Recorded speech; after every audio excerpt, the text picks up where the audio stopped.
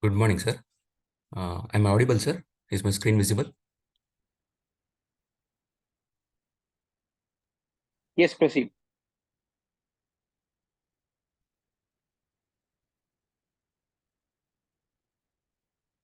Today, I'll be presenting about clinical and radiological evaluation of anterior instability of the shoulder.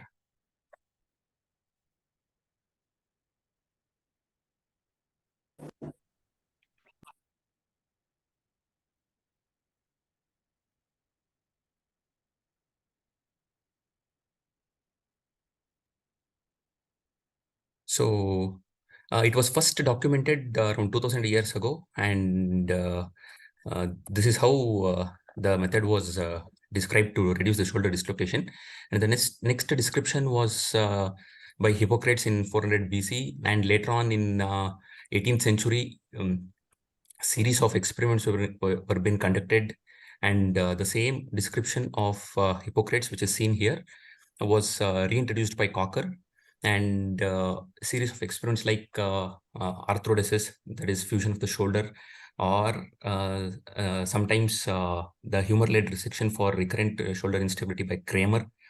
And during 19th century, Perthes described the anterior capsular detachment, what we called as Perthes lesion today. And in 1940, Hill and Sack, Harold Hill and Maurice Sack described humeral defect as a result of repeated dislocation.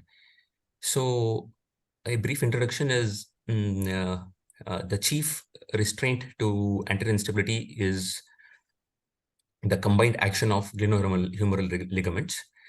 So in the abducted position at the 90-degree, which is most susceptible, the anterior inferior glenohumeral ligaments provides the main source of resistance to anterior dislocation. While as the MGHL and SGHL provide resistance in mid-abducted and adducted positions respectively. The most common mechanism for anterior inferior dislocation is extremes of abduction and external rotation. So coming to eliciting history, so this becomes the most important part of the clinical evaluation. So everything regarding the episode has to be asked, like the nature of shoulder injury, gender, age at first dislocation, the occupation of the patient, whether he's involved in contact sports or manual labor. And for first-time dislocators, usually patient describe a single traumatic event, whereas in recurrent instability, they might complain several episodes of dislocation or apprehension. So the mechanism of injury, such as the nature of injury, the direction of force on the shoulder, and the direction of perceived instability, whether it is anterior, posterior, inferior, has to be elicited. So it is important to also note whether it required an hospital reduction or was it self-reduced, or in sports person, whether it is reduced on the field. So usually patient will be often able to detail whether it is a complete dislocation or a subluxation. On probing them, they can actually tell whether it was a complete dislocation or subluxation. So, and also the number of episodes of dislocation also plays a very important role in the management, as this provides clues to the surgeon whether there is an severity of soft tissue or bony restraint damage in the shoulder. And the level of activity which is required to cause an instability is also important. It can be either the extreme positions of abduction and external rotation, or like everyday positions during sleep or activities of daily living. So the position of ease with which the shoulder dislocates also is important, and this determines the management. So the voluntary component, this is a study by Huber et al., where they did a long-term follow-up study of 36 shoulders and followed up to around 20 years. And they concluded that voluntary dislocation in shoulder has a favorable prognosis, and there is no indication for surgical intervention. But in those who required surgical stabilization, either to prevent arthritis or to prevent further dislocation, demonstrated poor response to surgical stabilization. And finally, an history of epilepsy or a family history of connective tissue disorder like Ehlers-Danlos syndrome and Marfan syndrome also is important. So why this history is important? So that gives us a suspicion of a bony defect, which was described by Milano et al. In 2011, where they concluded that male gender and also an increasing number of dislocation is associated with increased odds ratio of gleaner defect occurrence. And also the poor prognostic factors were younger age at first dislocation, contact sports, and manual labor. So coming to examination, we have to examine examine the bare shoulder, both from front and back, to see the asymmetry between the affected and contralateral side, whether there is wasting or atrophy, scapular position, winging present or not, acromioclavicular position, and it has been also palpated for tenderness. The main part which we follow in our institute is AC joint, biceps, elongate of biceps tendon, acromion, anterior joint line, posterior joint line, Codman's point and Codman's point. That is greater tuberosity. So range of motion is also documented compared to the unaffected shoulder. So coming to the cuff, it is also important to note that elderly patient with acute dislocation will have higher chances of rotator cuff tear, and hence it becomes important to assess the cuff strength in these subset of patients for supraspinatus, infraspinatus, and subscapularis respectively. Generalized ligament laxity is not to be forgotten, and the Bitten score is to be calculated. And we all know the details of this Bitten score. Any score above 4 out of 9, generalized ligamentous laxity. So why this agent cuff becomes important? A study by Gomberwala in 2014 demonstrated the relation between age and the cuff tear. So, and they found out that patients with more than 60 years have highly likelihood of rotator cuff tear, or it might also be present in younger athletes where there is repeated microtrauma to the cuff and causing rotator cuff tear. So, and it, especially in cases of persistent pain or loss of function or a nerve injury after dislocation, rotator cuff is warranted. So after assessing all this, treatment is formulated based on patient age, their functional status, time since first dislocation, capsular status, and degree of bone loss. And they concluded that anterior stabilization and rotator cuff repair at a same sitting or a stage sitting improved the outcomes. So clinical examination, the first two important things are for hyperabduction and excessive external rotation, which is the actual provocating point for the anterior dislocation. So this is Gage's hyperabduction test where scapula is stabilized, and any hyperabduction above 105 degrees is considered positive. So this assesses laxity of the inferior glenohumeral ligament complex. So Wall's test, so this is passive external rotation, which is if it is more than 90 degrees, it is positive, identifies anterior hyperlaxity of the shoulder. So the most famous test is the apprehension test.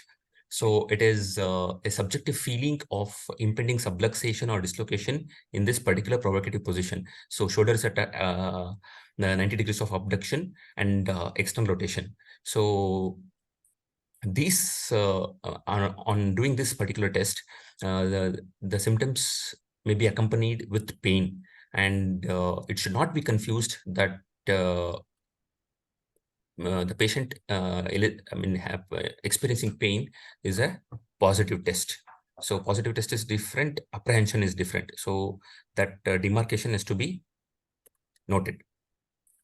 Interestingly, bony apprehension test has been shown to be more sensitive than plain radiographs for detecting bony lesions. And this is study by Bushnell et al. In 2008, where they concluded that the actual apprehension test is at 90 degrees and 90 degrees. Here we do at 45 degrees of abduction and 45 degrees of external rotation. If the patient is experiencing apprehension at this particular position, it is more conclusive of a osseous lesion, and it is more sensitive than the plain radiograph done preoperatively. So this is an extension or a natural progression of the apprehension test and assess for relief of apprehension after manual stabilization of shoulder by giving a posteriorly directed force. So this has anterior release or surprise test. This contains aspect of both apprehension and relocation test, where the patient is in abduction and external rotation with the posterior directed force. When the hand is lifted off, patient actually experiences guarding or instability or apprehension. Anterior drawer test. This was described by Gerber and Gans, where the right hand stabilizes the scapula and the humerus is moved anteriorly to see the play of the humerus over the glenoid. Here, there is no, this is the modified anterior posterior drawer test, where scapula is not actually stabilized. The right hand is used to support the hand and it is used. So a modification of this is what we follow here, is the load and shift test. It is almost the same as anterior drawer test, but before doing that, we actually load the humerus onto the glenoid and then check for anterior or posterior shift. And it is graded according to 0, 1, 2, 3, where 0 is minimal displacement, 1, the humeral head is reaching to the glenoid rim, and 2 is when the humeral head can be dislocated but spontaneously resolved. 3, where the humeral head does not reduce. So it is done in supine. We follow patient with the patient in sitting position and load the humerus onto the glenoid and do anterior drawer. Sulcus sign is specific in detecting inferior laxity in the setting of glenohumeral instability.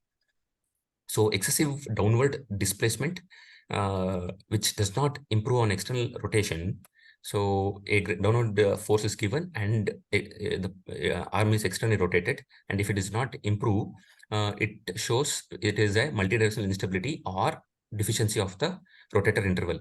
So grade 1 is less than 1 centimeter translation, 2 is more than 1 to 2, 3 is more than 2. Lastly, to conclude, the shoulder should also be evaluated for possible injury of biceps labral complex as well as posterior labrum. So for biceps, we know the most important test is O'Brien's test, where it is at 90 degrees of flexion, 10 degrees of adduction. So it is done in 2 parts. First is at internal rotation with forearm in pronated position and supinated position.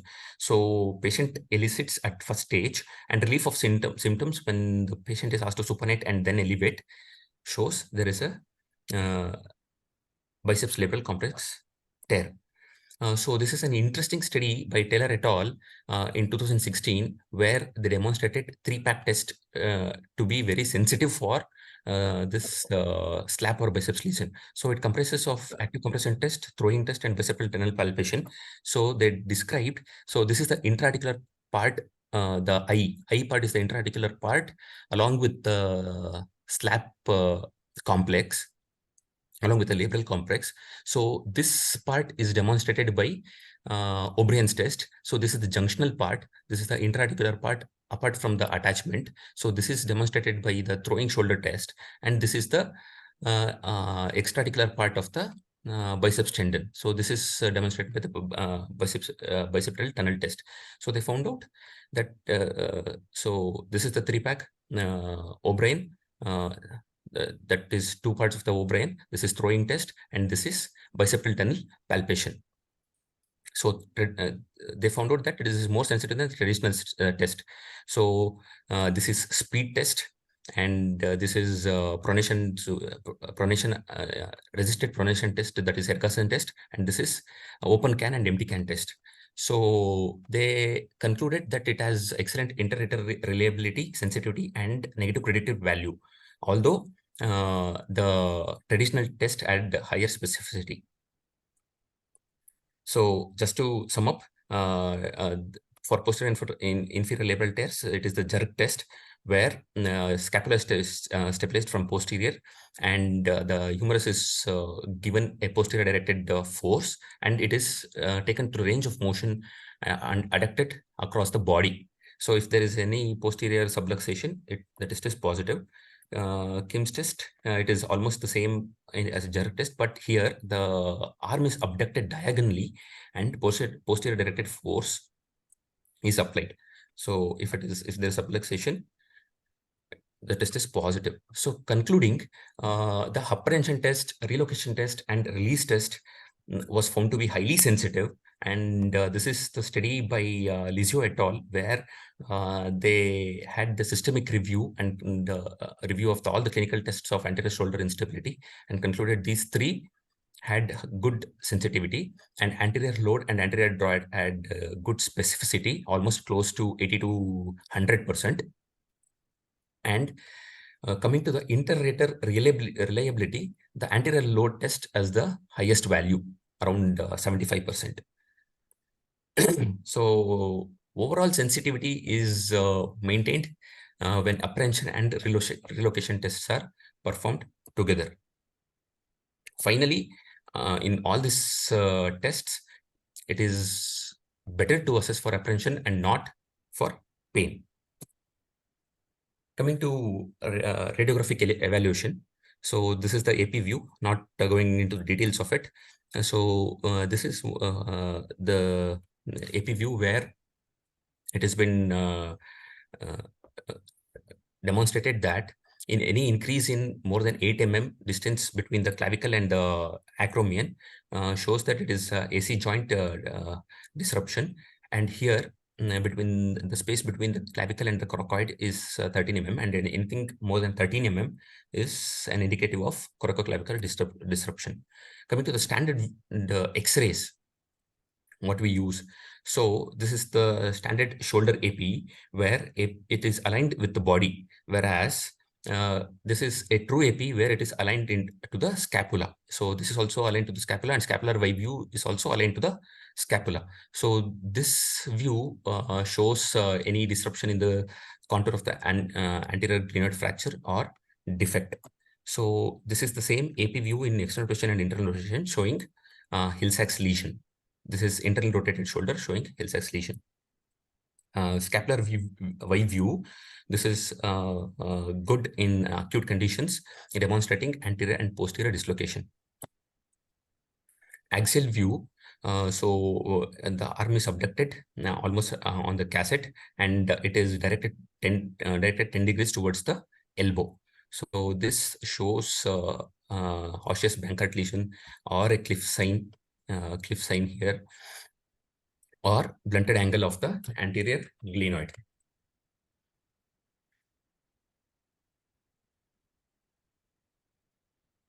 So this is an important view, axillary lateral. So there are different modifications, and this gives a better picture than the axial view about the glenoid. So this is West Point axillary described by Rokas. So this is the position. The patient is prone, and the beam is directed 25 degrees away from the patient, away from the midline of the patient.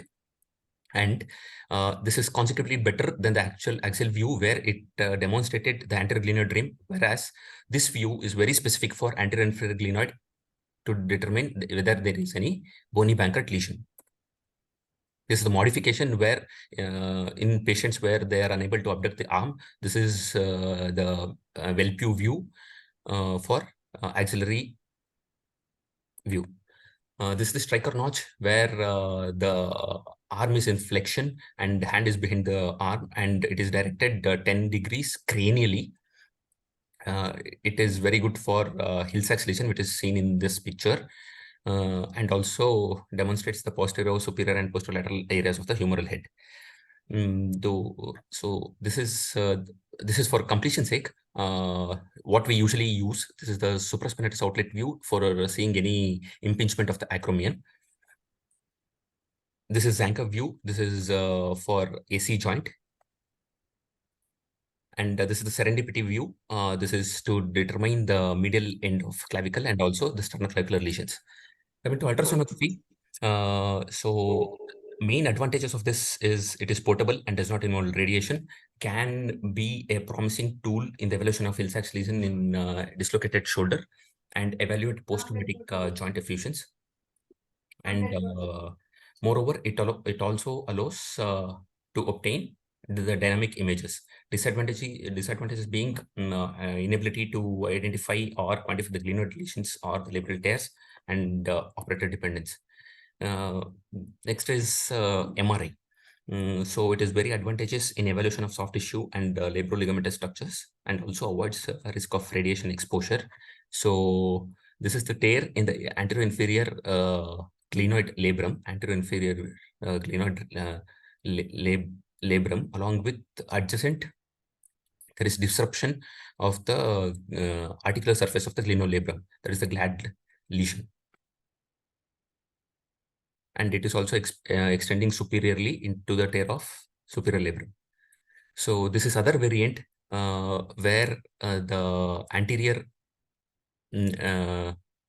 periosteum of the scapula is intact and the labrum is rotated medially on the glenoid, and this is the anterior labral periosteal sleeve avulsion or the Alpsa lesion, and this is the Perthes lesion where there is an intact scapular periosteum, but there is labral disruption. So this is another view where it is demonstrating avulsion of the inferior joint capsule and anterior inferior glenohumeral ligament from the scapular attachment. So this is a study by Giftopoulos et al., where they concluded that MRI accuracy was just 1.3% different overall when compared to the CT imaging, and concluded that MRI can be an accurate alternative in determining the glenoid bone loss. So coming to the CT, the CT is now the gold standard in assessing the bone lesions in patients with the chronic anterior instability of the shoulder. And the Bishop et al. Concluded that it is more reliable in assessment of glenoid bone loss. Coming to the glenoid evolution, this is the PICO method. So they used, it is dependent on the concurrent imaging of the normal glenoid. So they use the opposite shoulder in normal 2D CT to determine the bone loss. The disadvantage being it is unsuitable for bilateral cases, and also it puts the patient on high risk of radiation exposure. So this is how the PICO method is being followed. This B is the area of the defect divided by the area of the best fit circle into 100 is the PICO. So he used the contralateral shoulder to identify the defect, whereas the best fit circle is the commonly preferred method now, and it evaluates only the affected shoulder. And a loss of approximate 1 mm corresponds to 4% of area loss. So this is the sagittal in-face view, which is used to determine the bone loss. Few important things are Gerber's index, where they measured the anterior glenoid bone length defect, this B, and also identify the diameter of the best fit circle. So Gerber's index is P by A. Glenoid index, here the opposite shoulder is been taken into consideration, and this is the diameter of the affected glenoid, and it's the diameter of the normal glenoid. The affected by normal into 100 is glenoid index. So Barcelona came up with the other modification where he used the center point of the best fit circle and the diameter to the defect, and the actual radius of the best fit circle ratio is Barcelona ratio. Coming to humeral head evaluation, so the orientation of Hill-Sachs defect usually occurs between, we can take somewhere approximately at 7 to 9 o'clock on the clock face on the right humeral head. So this is the lesser tuberosity, and this is the greater tuberosity, and this is the intertuberosa groove. So this is positioned at 12 o'clock, and this is anterior surface, and this is the posterior surface. So it is somewhere around the mean orientation is somewhere falls around 8 o'clock in the clock phase. So in vertical orientation, it has been demonstrated that hill sacks occur between so this is at the 0th point, and this is the whole humeral head, that is approximately around 35 mm. So hill sacks somewhere occurred between 0 to 24 mm of the from the top of the humeral head, whereas the bare area just exited below the 19 mm. So this shows that if the hill sac lesion is more than 19, it is actually overlapping the bare area of the humerus. So now when both put together, it is the bipolar evolution of the defect. And this was the concept by Burkhardt and De Beer, where they used dynamic intraoperative assessment to determine the operative whether the operative repair was successful or not. So they described engaging and non-engaging lesions. These engaging lesions are where when the long axis of the defect of the hill sac, this hill sac is actually parallel to the anterior glenoid in functional position of the provocative position, that is abduction and external rotation. So you can see, so the hill sac is almost parallel to the anterior glenoid rim. And if the lesion is engaging, the arthroscopic repair is contraindicated, and it requires capsular shift or osteotomy as the last resort. In non-engaging lesions, it is not actually parallel to the anterior defect, and it remains diagonal or non-parallel. Now, this is not actually followed now, and it actually fell out of favor because during intraoperative assessment before the Bankart repair, true biomechanical picture cannot be reproduced. And with the right amount of force and in the right planes, all bipolar lesion can be engaging, causing overdiagnosis of the engaging lesions. And if we want to assess after the repair of the Bankart, after completing the Bankart, it would be ideal, but it puts the new repair at risk. So Giacomo et al. Came with this new concept of on-track and off-track lesions, which was explained in the last class. So we are concentrating on the radiological aspect of this and on-track and off-track lesions. So he determined the glenoid tract. So this is described as the area of zone of contact between the rim of glenoid, the point M, and the humeral head in the end range of motion, that is abduction and external rotation. So this is the position.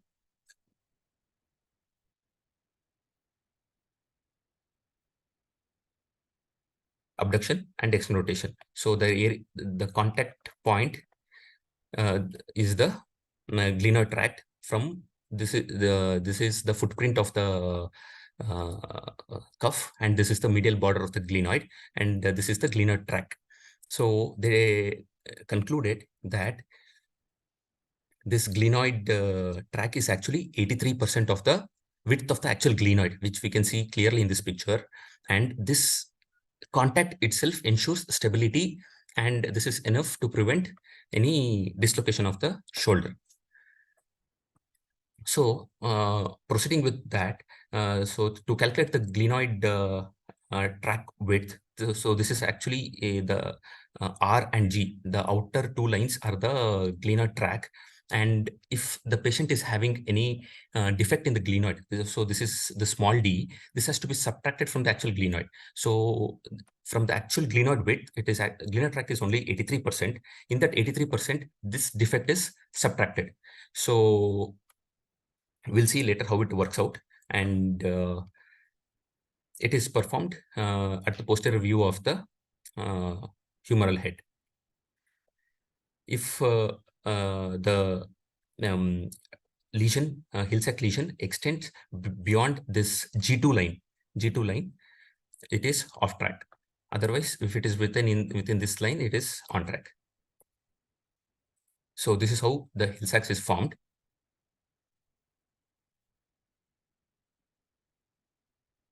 Now, extending that concept onto the on-track lesion.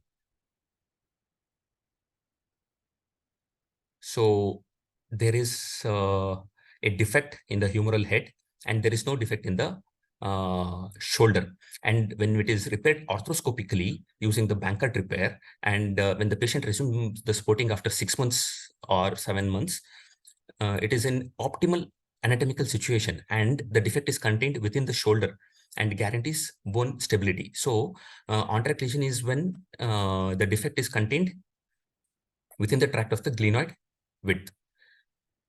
So this is the off-track lesion. What happens is, off-track lesions are the Hill-Sachs lesions, which probably depending on the lesion mechanism and number the of actual glenoid, the Hill-Sachs is shifted medially.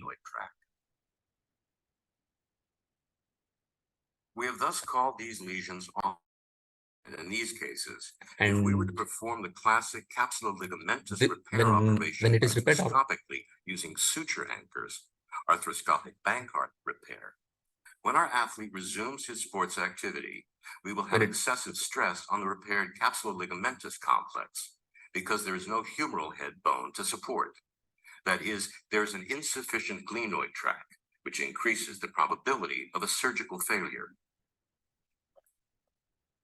So this is the concept which we follow. A small understanding. So this is the X-ray where and the CT images where there is no glenoid defect. So it is a unipolar Hill-Sachs lesion, and the Hill-Sachs lesion is measuring up to around 12 mm. This is 12 mm. So the true glenoid tract is actually the glenoid, 83% of the actual glenoid tract, which is 26 mm minus the defect. Here there is no defect in the glenoid, and hence the defect is 0. So the calculation comes to around 21.5, and whereas the Hill-Sachs is 12. So the Hill-Sachs is actually smaller than the actual glenoid tract, and hence the diagnosis become on-track lesion. Coming to this example, there is a glenoid defect here, which is demonstrated on X-ray and CT images. And it is a bipolar lesion with both a glenoid lesion, glenoid defect and also Hill-Sachs lesion. So it has a Hill-Sachs lesion of 14.8 mm. And the glenoid the glenoid width is 24.8. 83% is only the glenoid tract, minus we have here in this condition we have to subtract the defect, which is 8.37 centimeters, and it comes up to 12.4. So the effective glenoid tract in this example is 12.4 because of the glenoid loss. And Hill-Sachs lesion is 14.8. So Hill-Sachs lesion is actually larger than the tract, and hence the diagnosis is off-track lesion. So after understanding all this, the principle of surgery becomes conversion of these off-track lesion into on-track to achieve the shoulder instability. D. Giacomo et al. Characterized the patient based on the glenoid defect size and the Hill-Sachs lesion engagement. So divided into 1, 2, 3, 4, and first group is less than 25% with on-track, 2 is less than 25% with off-track, 3 is more than 25 with on-track, and more than 25 with off-track is 4. So, and they finalized that less than 25% with on-track. On-track is the usually the defect is concealed, and as we saw in the video, the treatment of choice is arthroscopic Bankert repair. And if it is off-track, it is to be substituted along with Bankert with remplissage for the Hill-Sachs lesion if it is off-track. For more than 25% of the glenoid loss, with on-track lesion, lateral procedure alone will suffice for the glenoid defect. But if it is off-track, we have to fill up the humeral-sided defect with either bone graft or remplissage. So this is the this is how the bipolar lesions are seen, where there is Hill-Sachs lesion and also the anterior glenoid defect. When there is a glenoid bone loss, the surface of the glenoid tract so this becomes more complicated. Take-home message. So diagnostic algorithm should actually start with precise clinical examination, and hence we as an orthopedician surgeons should have the ability to diagnose them, and if we are planning for surgery, to measure them. Clinical examination may raise suspicion of their presence based mostly on their identification of risk factors from the patient history, as we saw in the study of Milano et al., where the male gender age at early age at first dislocation is a bad prognostic factor. And finally, laxity assessment is critical and must not be confused with stability and stability. So basic radiography with at least 2 views, true AP, along with internal and external rotation view and axial view is helpful in identification of the osseous lesions. CT, especially with the 3D reconstruction, seem to be the gold standard for identification of the bony lesions of the glenoid and hemorrhoid. And also it is useful in assessment of on-track and off-track relations.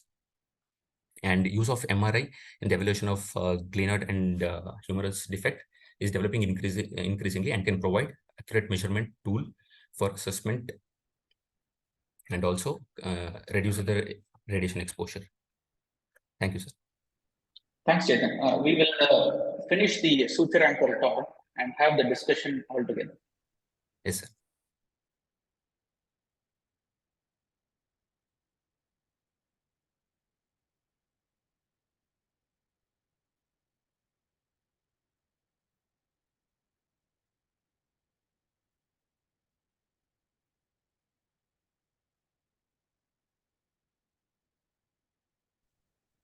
Good morning, sir.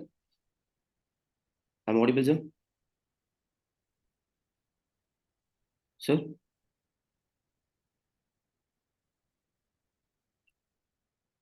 Sir, I'm audible, sir. Can I present, sir? Go ahead. Coming to introduction, today we are going to talk about suture anchors in shoulders. And introduction, suture anchor attaches soft tissue, example tendon, ligaments, and meniscus to the bones. Especially the device mainly used in the sports medicine and during arthroscopic surgeries. And suture anchors is one of the most important innovation in the arthroscopic glenohumeral shoulders surgery. And this optimizes the link between the bone and the soft tissue at the rotator cuff footprints, and it is become easier and more convenient in arthroscopic fixation of the glenoid and the rotator cuff. The primary function of suture anchor is to attach the tissue at proper site and maintain its position without the loosening or excessive tension until the physiological healing is accomplished. So newer development and techniques has been expanded the use of suture anchor to most other musculoskeletal tissues includes in the hip, elbow, hand, knee, foot, and ankles. So now coming to the evolution of suture anchors, the first suture anchor was patented by Globe and Somers in 1985 and marketed as Stack, formerly the Zimmer, which is in the US.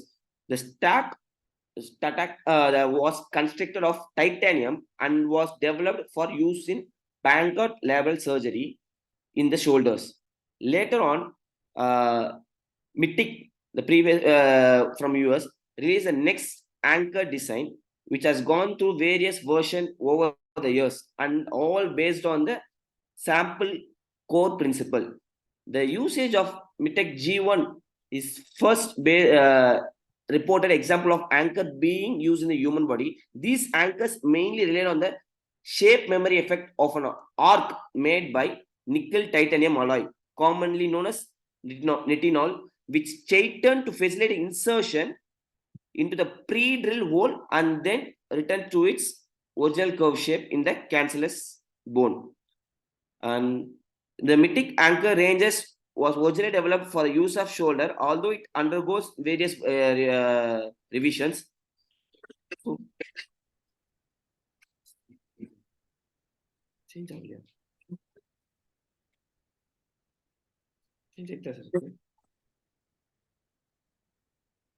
Sir, 1 minute, sir.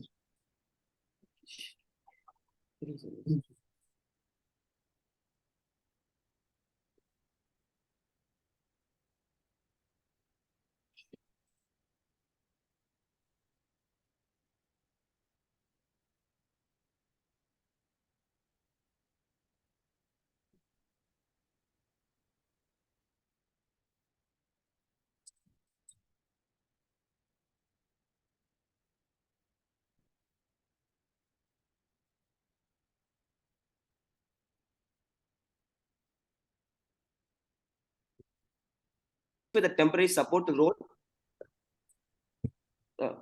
to lead number of complications. So now coming to the different types of anchors. The image shown in the slide, it is image of anchor, eyelets, and suture. The anchor which is inserted in the which is inserted into the bone. This may require a screwing mechanism or interfit. They may be made up of either metal or biodegradable material, and which the eyelet is a hole. The eyelet is a hole or a loop in the anchor through. So the slide is sharing or not, sir? See, Santosh, we are not able to see your slide properly. At the same time, your voice is interrupted. I think there's some issue with the internet connection. 1 minute, I will come.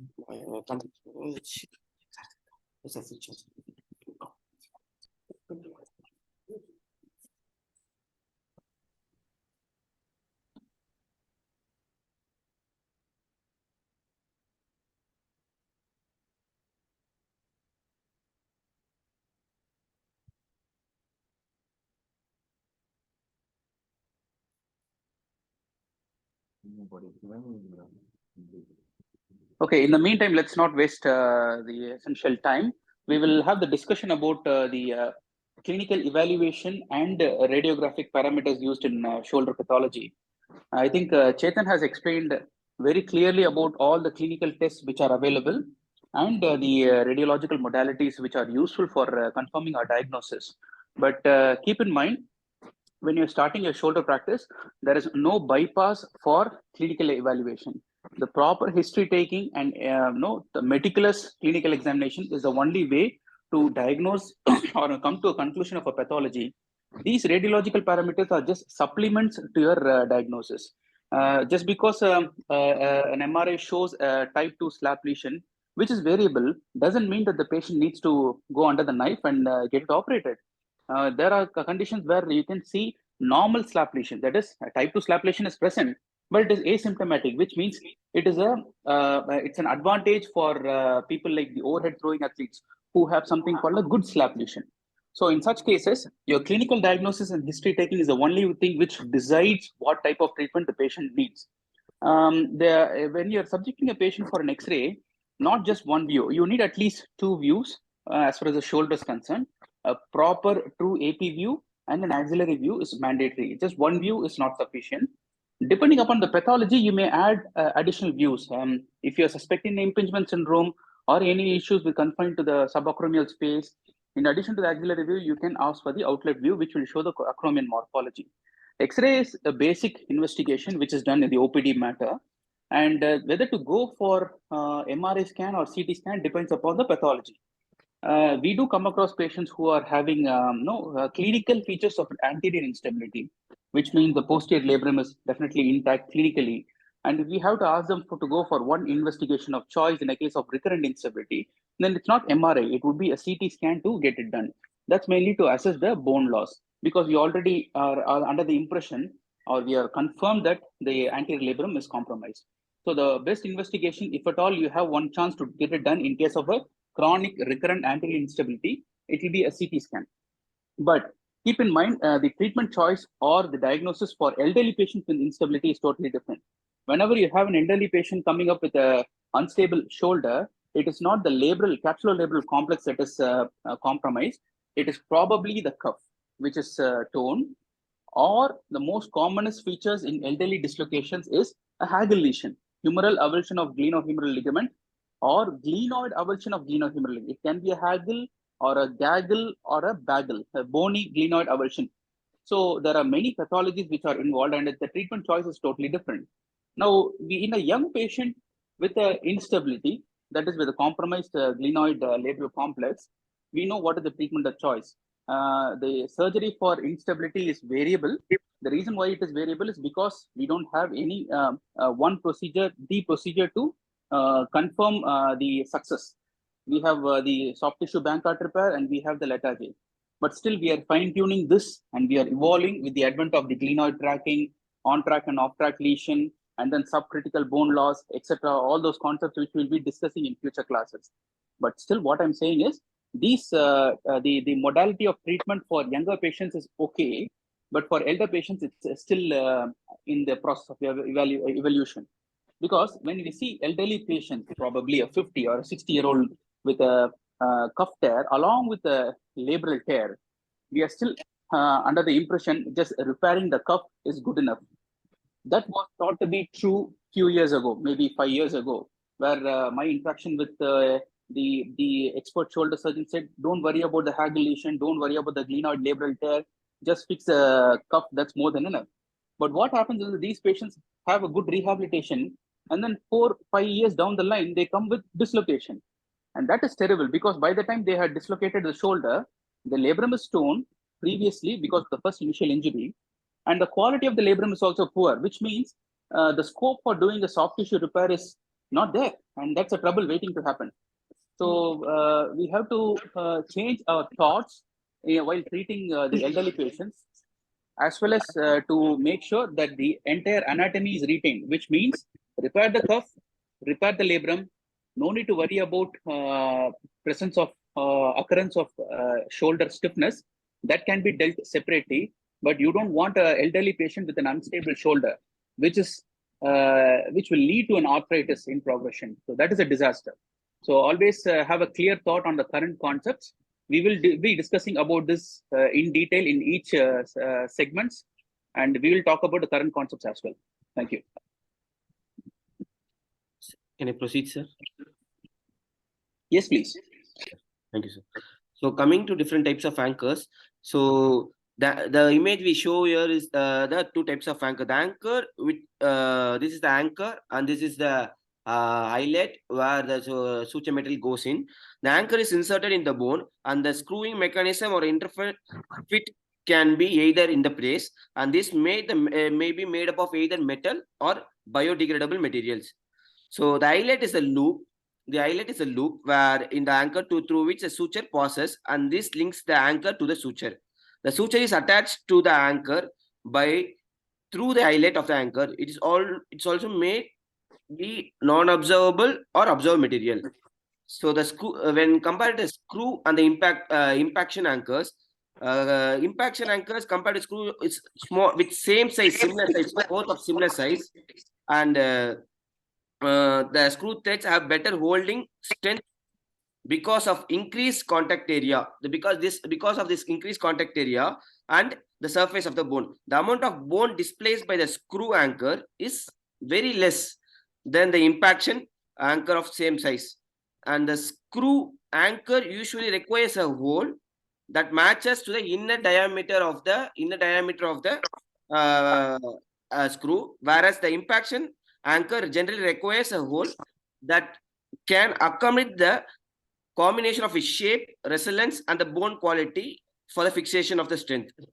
So the impaction anchor expands, and it's after impaction to the cortical hole with slightly smaller diameter than the anchors.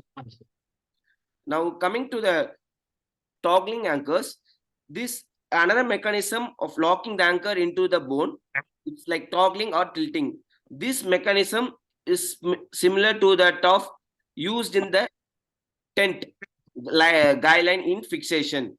This anchor is inserted in the pre-drill hole. This anchor is inserted in the pre-drill hole, and the suture eyelet is located asymmetrically to the line and of the loading. When the suture is mechanically loaded, and it exerts a tilting force to the anchor. So when you use the suture eyelet, it tilts towards the anchor, force towards anchor. This blocks the anchor within the drill hole, and this is useful anchor for purchasing the poor quality of bone, where even if they tilt by 90 degree on being pulled back by the loading sutures. And coming to the expanding anchors, these are the older mechanism in which after insertion of the anchor into the bone, a pistol-like handle is activated to shorten and expand the anchor within the effect and blocks the drill hole. See, in the before expansion, this is very small and thin, and after the pistol handle activation, it gets expand into the cortical in the cortical bone. This anchor requires a complex insertion instrument and uses large amount of material which then exposed off and then disposed of. The anchor becomes locked into the bone when it becomes loaded, and when the suture is loaded, a process which results in expansion and blockage of the anchor. And coming to the ventilated anchors, this anchor promotes bone marrow and flow of bone growth inside the suture anchors. And this is the tax anchor. This is like a nail-like structure which tacks the soft tissue into the bone, and it's directly purchased into the soft tissue to the bone itself. And this anchor does not require for the knots and for stitching. And these anchors once stuck into the bone, it won't be taken out. There will be a defect in the soft tissues. And coming to the knotless anchor, this knotless anchor have a slingshot along with the suture anchor, where the soft tissues get tightened by the sutures, and it's taken away through the slingshot to the anchor, and this knot, and it gets compressed to the bone while tightening the suture anchors, and there is no need for the knot to be present. Then coming to the all suture anchor, this anchor is fit into the bone. There is no hard tissue or hard material inside it. This is all the biodegradable material. This can be once inserted into the bone and directly pulled by the surgeon. So the anchor gets deployed to 5 mm and gets fixed underneath the smaller pilot hole under cortex. And this anchor helps in preserving the bone stock and facilitate the post-operative imaging. Coming to the anchor materials, they are non-biodegradable and biodegradable. In non-biodegradable, there are metals like steel or titanium and polymer such as polyethylene. These non-biodegradable have high mechanical stability even in smaller size, whereas biodegradable are polyglycolic acid and copolymers of polyglycolic, that is poly L-lactic acid or poly-D-L-lactic acid or other polymers. This helps in replacement with bone over the time. So coming to the metal anchors, they are made up of either both titanium or stainless steel, and helps in repairing the labrum and rotator cuff. And metals have a minimal osseointegration process. So in stainless steel, they have the soft tissue, the bone gets encapsulated by a fibrous layer once inserted, whereas in titanium there will be some induced minimal inflammatory response, but the holding of as high mechanical stability than the bioabsorbed screws. And metal anchor has provided a long-term fixation and stability when on overall follow-up. So coming to the advantage is that most of this design are self-drilling and self-tapping. The use of longer screws can be advantageous for rotator cuff in the older patient where bone quality is very poor.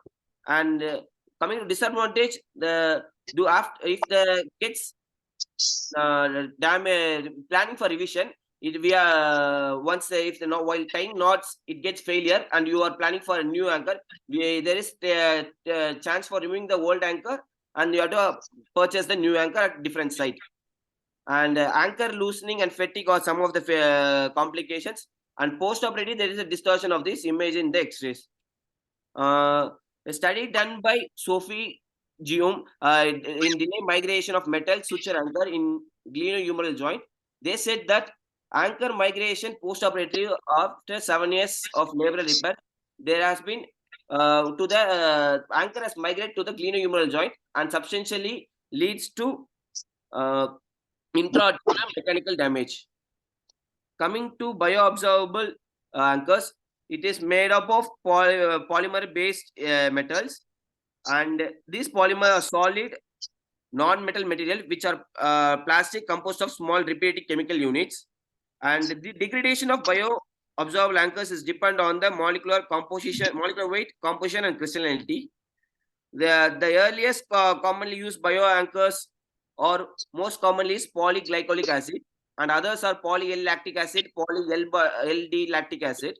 So the degradation of these anchors will takes around 3 to 4 months.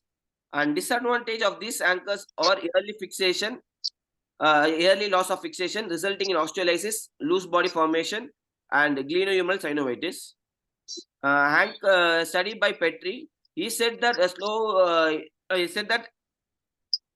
the combination of this anchor shows slow in vivo resorption of anchor up to 7 to 10 years in the implants, and it's not significant in the bone growth.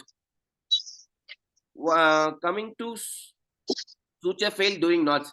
If the suture fails while doing suture, if it's the knotting, if the suture fails, non-biodegradable metal anchor should be left in place, and you have to do a second new anchor would place at the different side. While in biodegradable, drill the anchor deeper into the bone, and new anchor can be inserted in the same thing. So according to a study by Richard, he said that there is a generation of pH changes in the surrounding bone and inflammatory response to the degradation products in the biodegradable anchors. So coming to a study of comparison by Longo et al. In regarding the metallic versus biodegradable suture anchors, there's a case control study. There is no statistical significant difference at a mean follow-up of 4.5 to 2 years, and clinical functional outcome in a single row rotator cuff repair less than 5 centimeter. Then a study regarding this study of documentation. Dr. Praveen Kumar, kindly mute your mic, please. Dr. Praveen Kumar, mute your mic.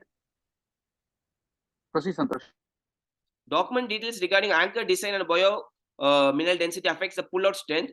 In this, they showed metallic screw type anchors have greater pull-out strength than the biopolymer hook type anchors, and the pull-out strength ranges from 85 to 570 Newton.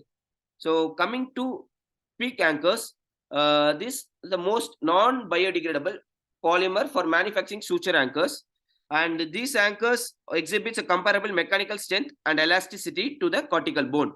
And opposed to non-biodegradable metallic anchors, the peak anchors are more comfortable because of their reduced density and smaller weight, and these anchors do not generate artifacts in imaging like X-rays in X-rays. And revision surgeries, regarding this surgery, these also anchor since are soft enough to drill through.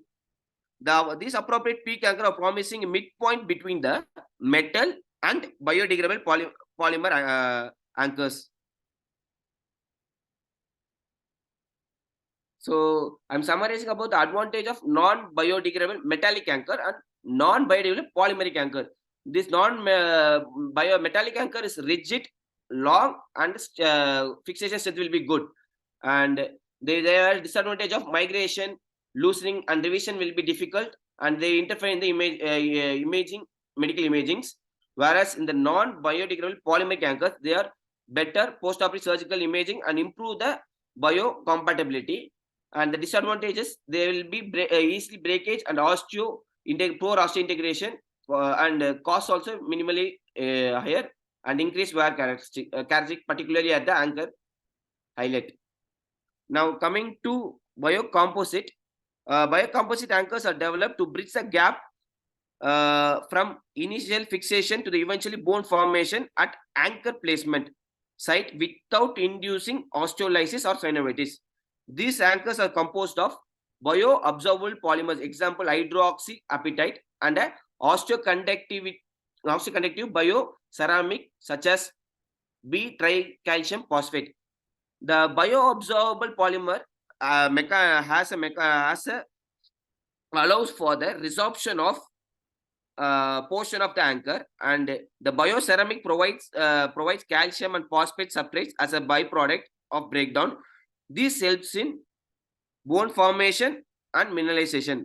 There will be a few inflammatory reaction or complication has been observed when with the use of this implant. Now coming to biodegradable metal implants. These biodegradable metal implants are substantially stronger than their polymer counterpart, and there is a clear evidence that this material fully biodegradable in vivo and minimizing the need for second surgery. So magnesium implant do not exhibit stress shield when compared to the current permanent material like titanium or stainless steel. The stress shielding causes bone resorption and implant loosening. The magnesium implants, based on the other hand, are more suited for load-bearing application than the biodegradable polymers like PGA, which has lower mechanical characteristic and release acidic breakdown into the body. Now coming to the metallic injection moldings. This is a cost-effective and near-net shape prototype process for producing a small and complex shaped components. This MIM as rapid degradation as a provide a porous material for cardiovascular applications that allows for rapid degradation and improve the vascularization and osteointegrity. And the micro MIM technology, which has been widely explored in recent years and achieve a wall thickness of 20 micrometers and a surface roughness value as low as 0.05 micrometers. According to the recent grand review research, they said the worldwide of metal injection molding is expected worth of 6.52 billion by 2025. These are the images which has been shown. The first A depicts the magnesium with 0.9 calcium anchors. Second, that centered magnesium with 0.5 anchors. And the third one is the polycyclic LD lactic acid suture anchors. Now coming to the additive manufacturings, this manufacture the technology constructs an object by adding material layer by layer without the use of particular molds. These are previously the implants which are used to be hard to reconstruct by normal traditional process has been made easy by this manufacturing. Fusion-based additive manufacturing technology, but that by 3D complex shape objects builds by layer via the local melting of metallic powder using a electronic beam as a heat source. So fusion-based technology are either selective laser melting or a selective laser sintering or direct metal laser sintering or electron beam melting. So what is the advantage of this is the customization can be done easily, and you can do a design free in designing and complexity, and we can production of precise porous or perforated structures for better osteointegration. These suture anchors with maximal strength to retain the tissue structures and permanently attach the tissue into the least invasive manner. A study done on 3D printed anchor suture for permanent shaping of tissues. They said that they have high accuracy and reproducibility, and they penetrate the subcutaneous tissue of pigs without using any excessive force, and they have greater loading stress than knotted surgical sutures or barbed sutures. Coming to sutures, the typical suture eyelet has a suture eyelet through which a suture thread is passed and be used for the suturing the soft tissue. This arthroscopic reconstruction is on repair requires appropriate suturing and knotting techniques. This knot should slide freely through the eyelets without any friction, which could be either damage the anchor or prevent the smuggling or seating of the knots.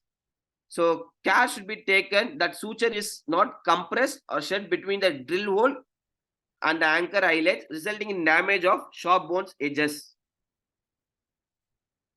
Coming to suture materials, so the first image is the Ethibond, which is a barware polyester suture. This suture is a non-absorbable suture composed of polyethylene tetraphthalate. It's prepared from the fiber of high molecular weight long chain linear polyester and having the recurrent aromatic ring of integral components. The second one is much improved and stronger suture material, that is fiber wire that and ultra high molecular weight polyethylene. These are similar size polyester with superior feel and smooth tying ability and have lower knot profile. The fiber wire is ideal suture for most of the orthopedic soft tissue repair and virtually eliminating the suture breakage during the suture knotting. And third image is the orthocord, the purple color. It's from Debut Mythic. It is made up of ultra high molecular weight polyethylene sleeve and a polydiaxone that PDS core with it's more with the PDS core and polygacton coating, so that it has a good strength while knotting and there is no suture breakage. And the third one is the ultra braid. It is also it's also has a good suture prevent suture breaking when compared with orthocord. The introduction by introducing this stronger material, the mode of failure of suture anchor is changed. Instead of suture breakage, the metal anchor fails by pulling out of the bone, whereas the bioabsorbed anchor fails at the level of anchor eyelet itself. Study by on biomechanical comparison between the suture material used for arthroscopic procedure. Fiber tape perform better than the most of the suture like Ethibond, orthocord or ultrabraid in terms of initial constrict stiffness, and their potential to minimize the gap formation is considered ideal constraint. And regarding the tying knot, the height is less in Ethibond and orthocord when compared to the fiber wire. Now coming to suture anchor placement, suture anchor should be directed to the insertion of point of the bone. An anchor should screwed into the bone, and the inserter should be removed and expose the suture material. So the appropriate angle of insertion. So a study done by Stephen S. Bruckert in 1995. It's the dead man's angle theory. He stated that the angle of insertion of suture anchor by trigonometric calculation, that the angle should be inserted at 45 degree from the insertion surface to increase the pull-out strength. The image A shows the concept of anchoring effect on the corner of fence post by a large rock buried in the ground. This is the dead man's. He has done a trigonometric calculation in this. The second image B shows a suture anchor analogous to the dead man stone. This is the dead man stone. The suture anchor is anchored in the dead man, analogous to the dead man stone. The pull fence is directed by the angle less than 45 degree. The theta angle is less than 45 degree. So the strength of the anchor will be good. Good pull-out strength. By placing an anchor at oblique position, the anchor can be placed in better mechanical advantage to resist the pull-out force of the rotator cuff. So both this theta 1 and theta 2 should be less than 45 degree to produce the good strength of pull-out in the rotator cuff repair. Starres et al. Reported that the stress distribution of the anchor was lower in the anchor inserting at 90 degree to the surface compared to the dead man's 45 degree of insertion when assessed during a three-dimensional model. So while inserting anchor, we should what should be keep in mind is that proper direction of the anchor of the suture angle relatively to the surface of the bone can result in improper anchor leads to damage to the adjacent articular cartilage, whereas shaft of the ankle inserter should be perpendicular to the cortical surface.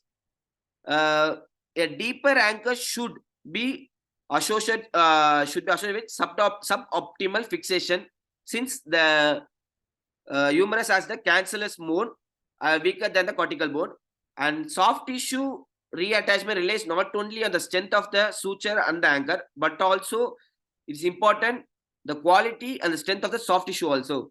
So catching a good sufficient bite of good quality tissue are not integrated or importance. So anchors in the shoulders, the rotator cuff, the goal is that rotator cuff surgery is optimize the bone to the soft tissue connection at the rotator footprints. The repaired rotator cuff can be divided into tissue suture anchor, and anchor bone interface. So tissue study done by David regarding tissue anchor used in the arthroscopic glenohumeral surgeries. He said that the weakest portion of the weakest point is mostly in the pull out load suture from the tendon, not because of development of the suture materials. And study done by Richard regarding arthroscopic rotator cuff repair, he said that mainly the load to the failure and load mode of failure is mainly depend upon the quality of the bone, quality of the tissue, and poor bone quality. This patient in this cases, there should be a deeper and long anchor should be inserted with a good suture material like ultra high like material should be used. So to improve this breakage of the rotator cuff by doubling the number of fixation of suture to the tendon, thereby reducing the load of each suture sufficient to minimize the cutout. So coming to the greater tuberosities in this type, that the tissue anchor selection should be at a part of the arthroscopic rotator cuff. The cortical thickness of the greater tuberosity is generally thin. So when you do excess decortication during preparation of the bone surface, it may lead to compromise the pull-out strength of the anchor. Then trabeculae bone mineral density also varies, depends upon the region of greater tuberosity. The proximal part of the greater tuberosity between the articular surface and the tip of the tuberosity has higher trabeculae bone mineral density than the bone with distal to the tip of the tuberosity. So presence of pathological state which may compromise the anchor that predominantly lay in the trabecular bone fixation. Coming to the labrum, the glenoid limb enhance the stability by increasing the depth, height, and width of the glenoid. Suture ankle provide the multiple point fixation from which capsulolabral tissue can be reconstructed back onto the surface of the glenoid rim during stabilization procedure. So unlikely the proximal humerus, the narrow glenoid rim typically accommodates the anchor measuring up to only 4.1 mm in diameter. The amount of bone available for the anchor inserting varies based on the position of the glenoid. Study done on failure of properties of suture anchors in glenoid and effect of cortical thickness. They say there's a cadaveric study. They said that antero-inferior glenoid has the least amount of bone availability for the suture anchors, and other anatomical factors influencing the anchor performance includes thickness of the cortical glenoid bone, as correlates directly with the fatigue resistant to the suture ankle pullout. Coming to acromoclavicular joint, in this study they said that purchase of the suture anchors along with the fiber tape or Ethibond as good functional outcome without separation of the coracoclavicular ligament and AC joint also. So these are some of the images of anchors. The first three images.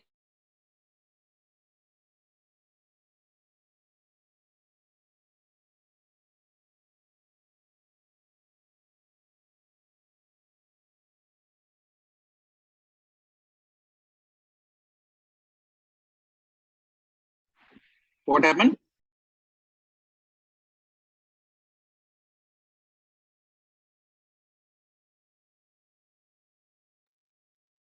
I think he's exhausted.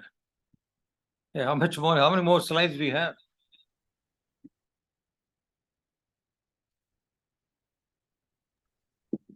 I mean, yesterday I checked his presentation. I think he has added extra slides, extra 20 slides in addition to what he has shown me. I mean, He showed me very incomplete, just the wording alone. I said, don't bring it to me like this. I come at least 3-4 days earlier with everything complete. Anyway, I hope can the other fellows listen to the conversation? No, nobody can.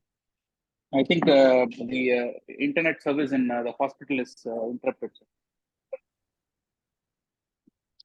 Can Chetan, you can, yeah, you're audible, right? See, Where are you, Chetan?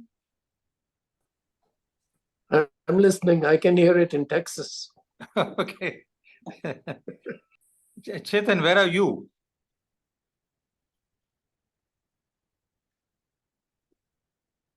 Sir, Anyway, hello.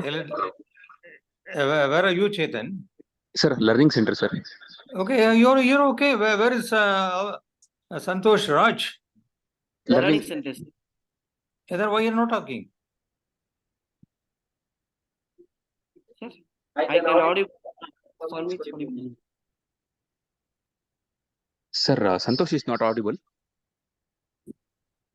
No, he's not audible. Sir, now, sir. Yeah, better.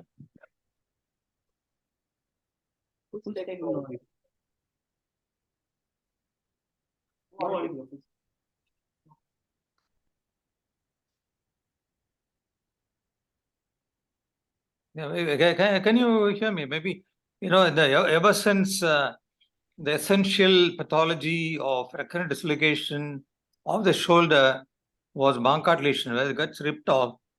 The surgeons have been trying to fine-tune the treatment almost every day.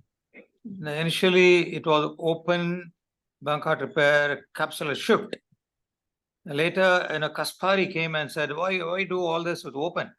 Do it arthroscopically. And he used only the suture. And if you refer the book, you can see. If you look at our theater, you can see the Kaspari punch. He used a punch and picked up the sutures and passed the sutures, and they were very successful in large number of patients. Then came the suture anchor. In the beginning, we had the metal anchor, and there was a nightmare.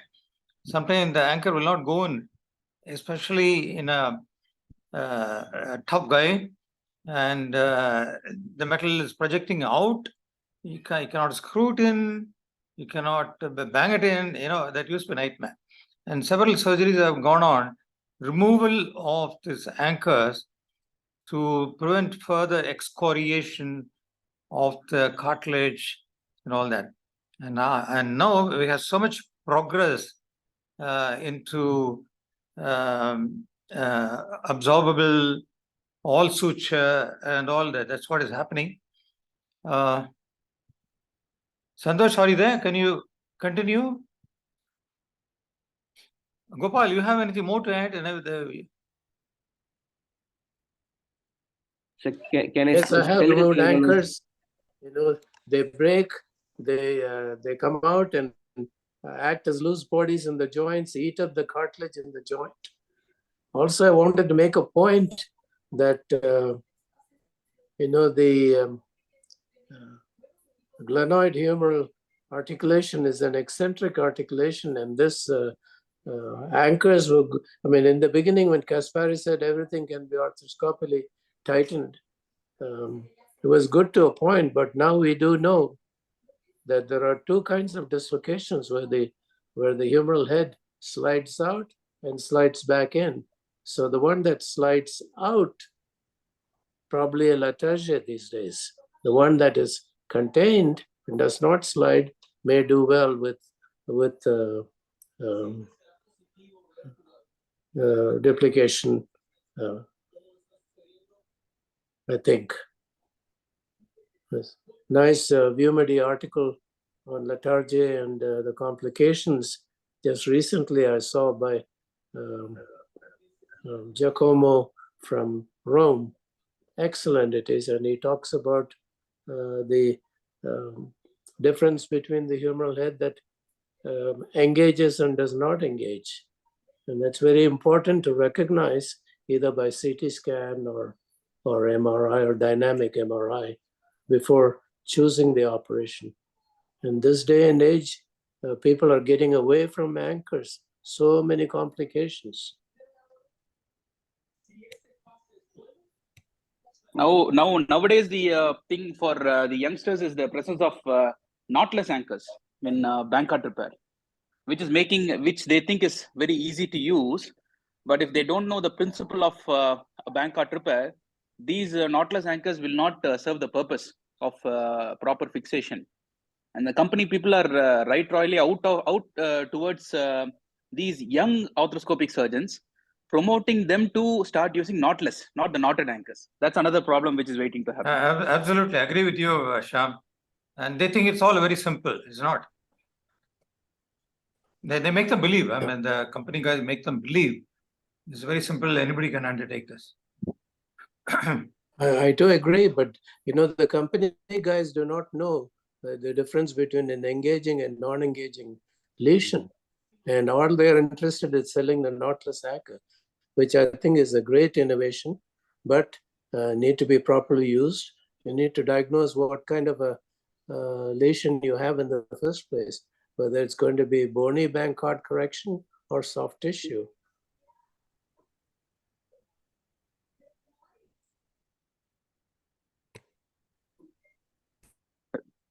Do we have any more questions? If not, then we'll proceed to the physio talk.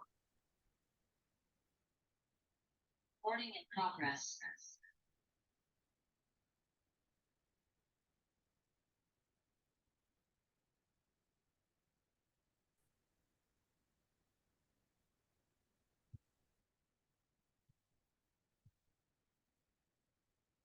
Good morning, sir. Am I audible? And is my screen visible, sir? Yes, Paul, proceed. Yes. Good morning, everybody. Today I'll be talking about rehabilitation program for first-time shoulder dislocation.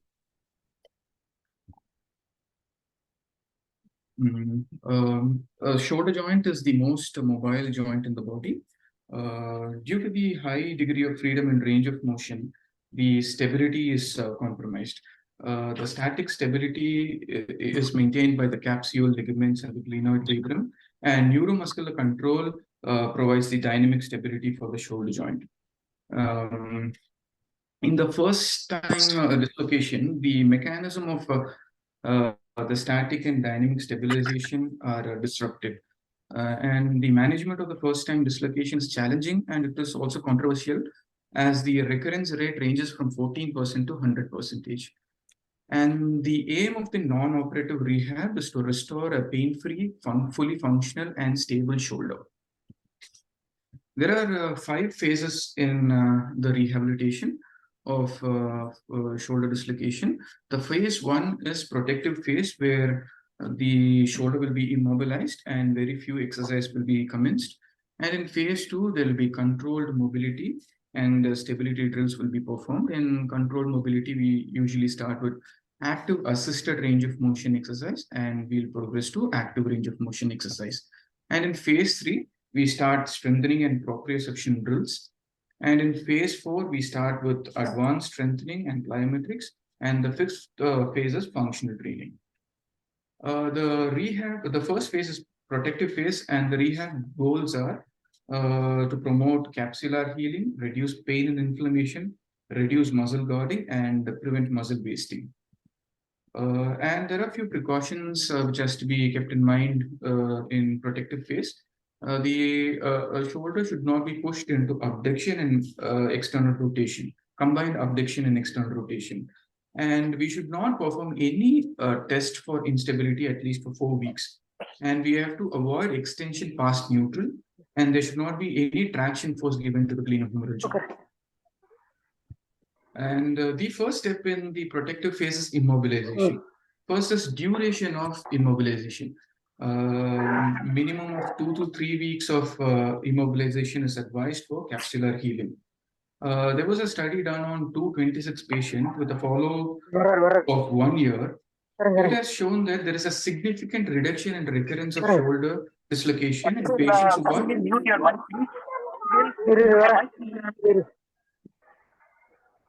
okay. In patients who are immobilized for 3 weeks, there is a significant reduction in recurrence. And however, in middle-aged and elderly patients who have tendency to develop stiffness or frozen. Yes, sir. Can you please let Shaktivel know that he should mute the mic? Shaktivel, sir, can you please mute your mic? Okay. I'll text him, sir.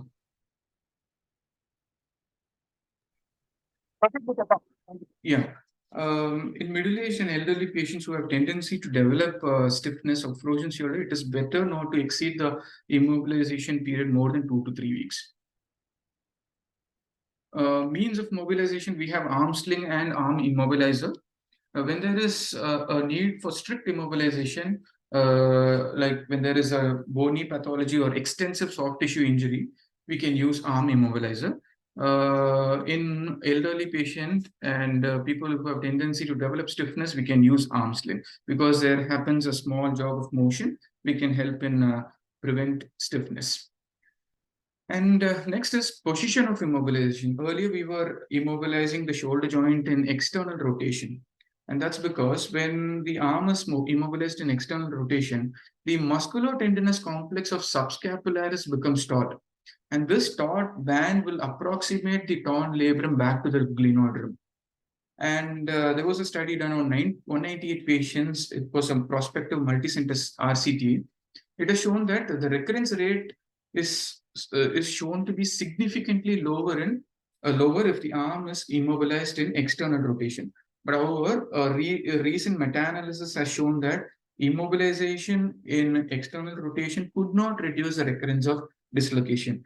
Practically speaking, if we immobilize the arm in external rotation, it is cumbersome and less tolerable for the patient. So until we get a good, strong evidence, we can continue to immobilize them in internal rotation position itself. So for pain management, we can get cold packs, stents, ultrasound, and care therapy for reduction of pain and inflammation.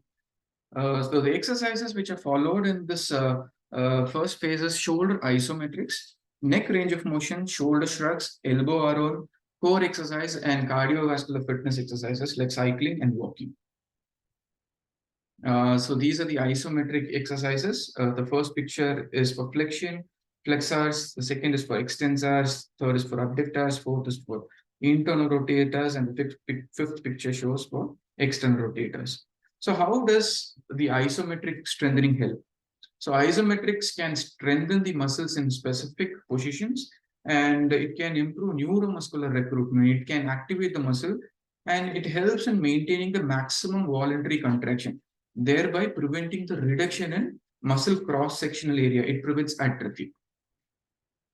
And the criteria to advance to second phase is there should be reduction in pain and inflammation, and there should be adequate immobilization time for capsular healing.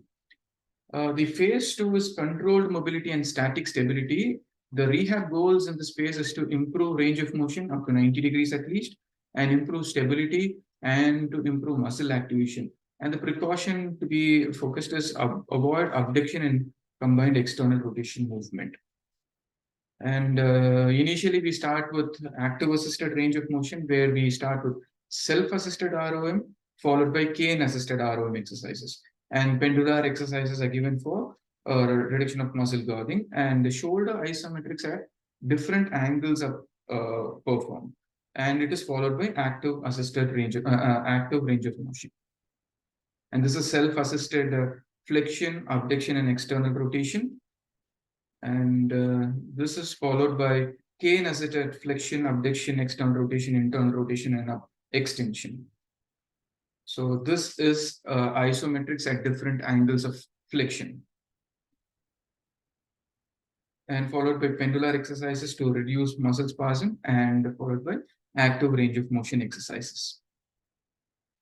Criteria to advance to the phase 3 is there should be minimal pain or inflammation, and there should be good static stability, and a minimum of 90 degrees of elevation and 45 degrees of rotation, and there should be fair neuromuscular control below 100 degrees. And the phase 3 is strengthening and dynamic stability, and the rehab goals are to achieve full range of motion. We progress beyond 90 degrees, and we improve strength and endurance of the muscles, and we restore the muscle balance between the external rotation and internal rotation. External rotation and internal rotation muscle strength ratio should be 60:40. And elevation exercise is to be started gradually, and that should be added later in the rehab phase. And we start with internal rotation and external rotation strengthening, followed by scapular stabilization drills and proprioception drills.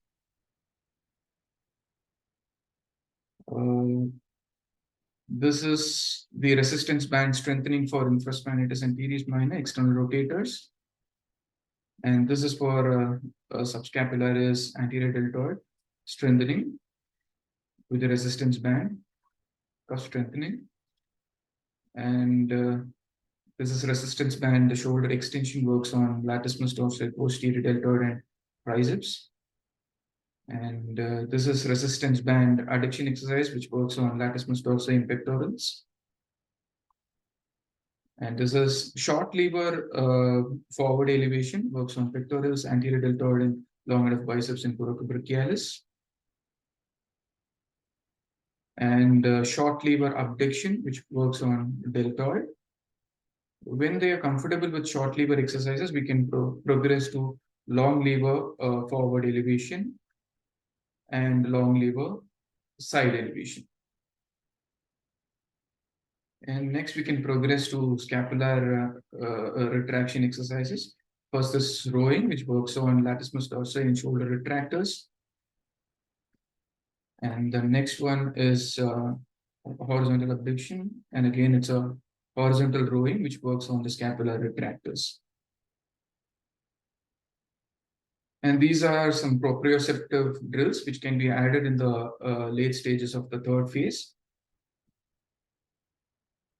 Ball drills and wall push-ups can be added in this phase. Yes. And how does proprioception and neuromuscular exercises help? Proprioceptors improves joint stability by improving tension in the joint capsule. And the strong neuromuscular feedback system improves the reaction time and the strength of muscle contraction.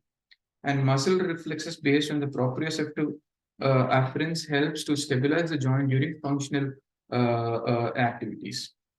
And criteria to advance to phase 4 is full pain-free range of motion, and it should be symmetrical to the uninvolved side. And there should be good strength and stability in open kinetic chain movement, and there should not be any apprehension at all. And the rehab goals of the phase 4 is to improve strength and power, and we can start closed chain activities to improve stability and proprioception. And these are some closed chain activities: push-ups and ball drills, followed by closed kinetic chain step-up exercise with stepper, and balance board drills to improve proprioception. We do side-by-side movement, and rotations can be performed on the balance board. And the phase 5 is functional training, and the rehab goals is to focus on task-based rehab exercises and sport-specific exercises. So most of the sport-specific or task-based exercises are rotational in nature, and we incorporate sling system, the core, muscles, and kinetic chain into the rehab program. And the return to sport criteria is the WASI shoulder score should be more than or equal to 95, and there should be full pain-free passive range of motion and sport-specific range of motion, and there should not be any positive findings on clinical tests, or there should not be any apprehension, and there should not be any deficit in ball drop test, and there should be improvement in push-up test, and closed kinetic chain upper extremity stability test, the score should be more than or equal to 25 repetitions. And one arm in bench press should be more than or equal to 95% of pre-injury level. And unilateral push-up and pull-up test, there should be 100% limb symmetry index. So summary, to reduce the recurrence of dislocation, the patient must undergo all the 5 phases of rehabilitation, like protection, mobility phase, strength phase, proprioception, and functional phase. And there is no consensus regarding the period, position, or means of immobilization. And we have to incorporate isometric during the period of immobilization to maintain muscle property and to prevent atrophy. And we should avoid combined abduction and external rotation exercise early in the rehab. And it is important to incorporate proprioception drills as early as possible in the rehab program. And proprioception and neuromuscular exercises improve stability and helps in safe return to sport. And thank you, sir. Thank you, Paul. Paul, this talk of yours is a conservative management for a first-time dislocator, isn't it? Yes, sir. Okay, fine. I'm just wondering how many first-time dislocators are able to progress to criteria 4 and 5? Because criteria 4 and 5 seems to be more or less a rehabilitation goal for post-surgical stabilization. Have we come across patients like that? But very few, sir. 1 or 2 patients have come back for review after 3rd or 4th phase, sir. But so they have, but the percentage of patients who have progressed to that level is very less, isn't it? Yes, sir. Okay. But now, see, not because there is recurrence of dislocation, so they just don't come for review. Okay, fine. So it's the patient's complaints that matters. Yes. The treatment protocol which you have devised here, the same for a soft tissue Bankart and a bony Bankart, or do you have any difference in that? Because a soft tissue Bankart for this treatment which you have given is perfect, very good, because it focuses on the muscle conditioning, balancing, and the proprioception, scapular stabilization. But for a bony Bankart, the essential architecture of support is lost, and maybe delaying the phase of rehabilitation may be an ideal goal, because you want the bone to consolidate properly first, and the bone should consolidate anatomically, which means there should not be any malunion of the fractured fragment. So are you modifying the plan for these patients? So it depends on the extent of injury, sir. For a soft tissue injury, each phase lasts for 2 to 3 weeks. For a bony procedure, we can delay the each phase by 4 to 5 weeks, sir. It depends on the extent. Bony consolidation, yeah. So for bony consolidation to happen, normally it takes somewhere between 4 to 6 weeks. Yes. And then we may have to focus on other parameters. Yeah. Yes, sir. Okay, fine. So, sir, and tell me. One more thing, sir. In the literature, there is very less details given regarding the rehab protocol related to first-time dislocators, sir.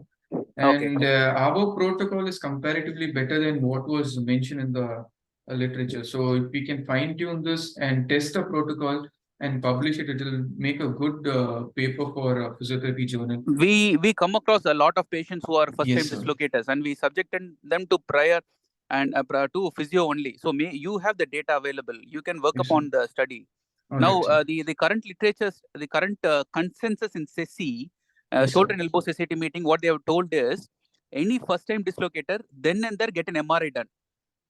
Because you will have a baseline picture of what is the extent of damage that has happened, based on which you can advise either conservative management or surgical management in future. So this is very, very important. So any patient who has got a first-time dislocation, do not hesitate to subject them to MRI, so that you have a baseline value based on the radiographic parameter, based on which you can decide what is to be done, what not to be done. So that will also help in aid your rehabilitation. Okay, sir. And when referring the patient to us, it will be good if you can mention the lesion also in the prescription chart, so that we can plan the rehab accordingly. We will do that. We will do that. Sure. Yes. Thank you. Thank you, sir. Sir, any comments, sir? No, nothing. I think Santosh Raj has not finished his talk anyway. Doesn't matter. Yeah. So it's 8:40. We will close the meeting. We'll join you guys on Thursday. Thank you very much. Thank you. Have a good day. Bye-bye. Bye, Gopal. Yep. We'll start by about 6:30, please.